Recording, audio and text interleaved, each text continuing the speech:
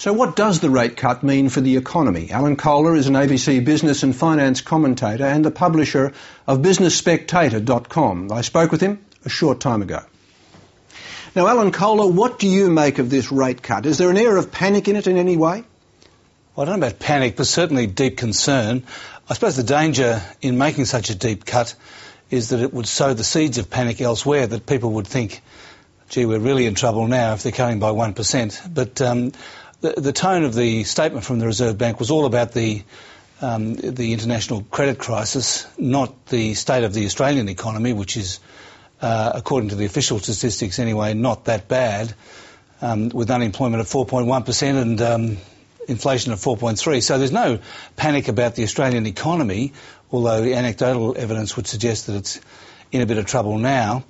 But there is serious concern, I would say, about what's going on in the rest of the world. So are we trying to protect our banks, to give them more funds, more liquidity? Is that in the first instance what it's aimed at? Well, the Reserve Bank is already operating to provide the banks with liquidity, and it's been doing that for a while, and it's part of a global central bank provision of liquidity to banks. I mean, what this is about, to some extent, is to ensure that credit keeps flowing, that the banks continue to lend. Do you think it'll do that? Do you think that'll work? Well, what it does is it gives the banks the opportunity to get a bit of margin back. I mean, I think the average rate cut by the banks will be about 0.8%, so they get about 0.2% extra margin out of it. But that's not really on the margin because their funds, to some extent, come from overseas, which the costs of which have gone up. And so really the banks are marking time. What really we don't want is for the banks to stop lending because they're not making money out of lending. I mean, banks will only lend if they if they make a profit out of it, and businesses everywhere, whether they're large or small, need credit in order to function. So when Malcolm Turnbull says they should pass this on in full, what do you say to that?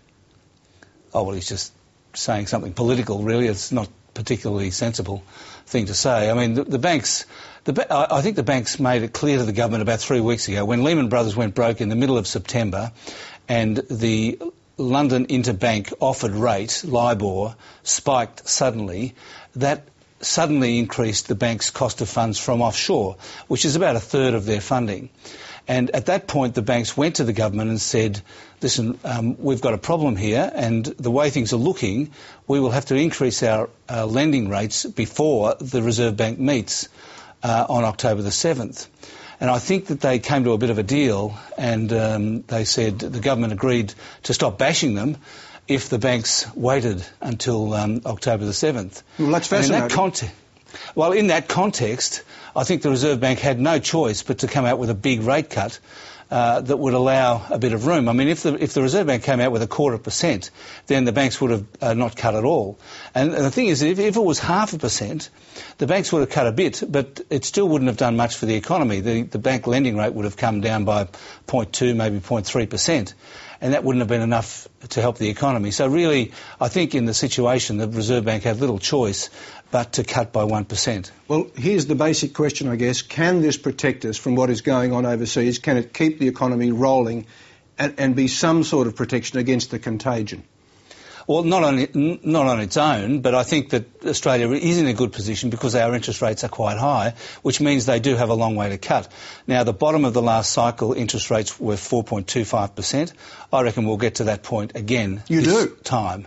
I do. I think we'll be well below 5, probably below 4.5, back to where it was at 4.25% in 2001. And the other thing we've got going for us is that the federal government has tremendous surpluses. And so I think we'll see in next year's budget, if not before, a lot of tax cuts, a lot of pump priming of the economy in various ways, using the budget surplus, possibly through infrastructure spending. And America does not have that capacity either. So they've got interest rates at 2%, a $500 billion budget deficit. They've got absolutely no capacity to stimulate the economy, whereas we do. Alan Kohler, thanks very much for joining us. My pleasure.